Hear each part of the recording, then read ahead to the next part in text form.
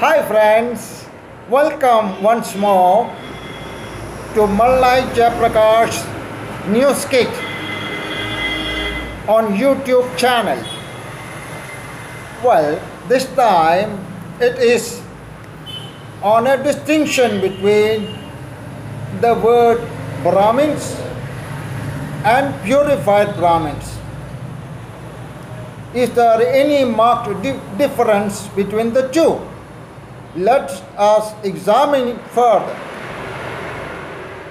In an attempt at resurrecting Nambudiri roots from the ruins of a disheveled past, J.F. Fleet's description, or rather brief enunciation on 32 Brahmin families purified after performing Agnihotra sacrifice from the Agrahara at Ahichatra compels us to ponder and research on the topic, because there seemed to be some confusion in some quarters with regard to the express use of the terms purified and Agnihotra.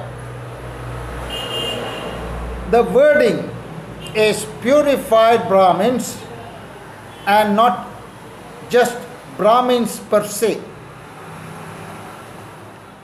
As regards research methodology, which insists on presentation of arguments accompanied by intellectual honesty, John Faithful Fleet's observation would have been made all the more richer had he discussed threadbare on purified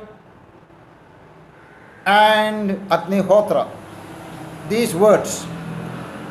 It seems it is because a fine reading of the Talagunda pillar inscription cited by another British Indologist, B.L. Rice, in his book Mysore and Coorg in the inscriptions, minces no words when he acquished.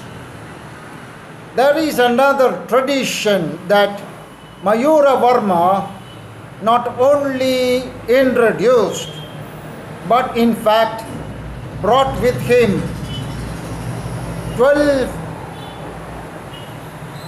12,000 Brahmins of 32 villages.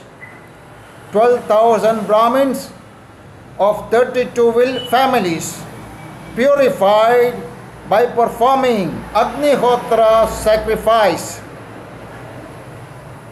Now I would add poetic exaggeration of monkish chroniclers who chiseled inscriptions on wood and stone being not uncommon.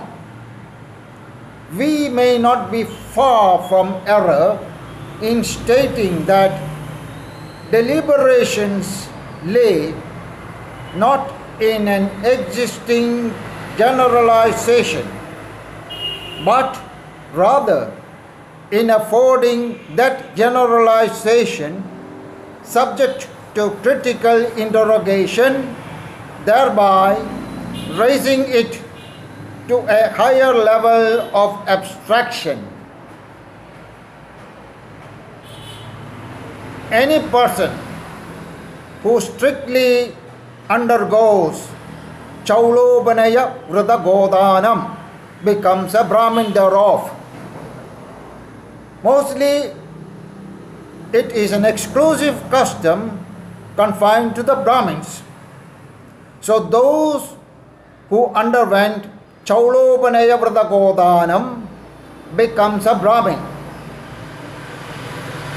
And there is no express or implied provision in the Shastras to pure him furthermore. Once a Brahmin, remains a Brahmin. or once a Brahmin, always a Brahmin. no more further clarification or purification. But here in the case of adoption, like Patta Kayyal Dattat, which require burning a pair of twigs as part of ritualistic Chamada Homam, it is quite mandatory that he be cleansed of impurities accrued by him before he became a Dwaja. So Yagam or Yajnam, like Agni Chayana, Agni Hotra, Somayaga, Adiratram, etc. Such mammoth yagas are undertaken to appease the gods and thereby obtain material comforts. It is not aimed at self-purification or self-purificatory process.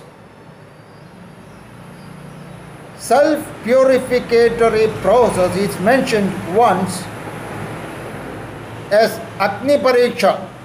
Sida's Agni Pariksha mentioned in Sundarakanda of the Ramayana.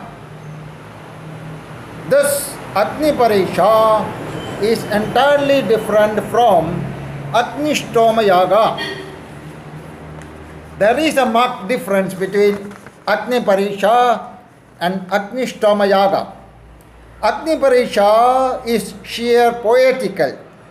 I do not wish to elaborate now. While exploring the fisherman dimension in Nambudiri Brahmin tradition on the west coast of India, now I would say in Kerala, this distinction on Agni Hotra and purified, such terms, like the same case with how Sakshyadri Kanda of the Skanda Purana got acquished in official circles before clamping a total ban almost a century and a half later. Our fraternity of historians never dare touch upon this aspect for fear that lest it may open up adverse impressions. So also non-Brahmin scholars, Nayars and all those below Nayars who are non-Nambudiris, unfamiliar with inner trappings of Vedic rituals and customary rites, stepped up prolific pamphleteering and intrepid publicity on the word purified Brahmins, and as to quandary over this issue on wrong assumptions.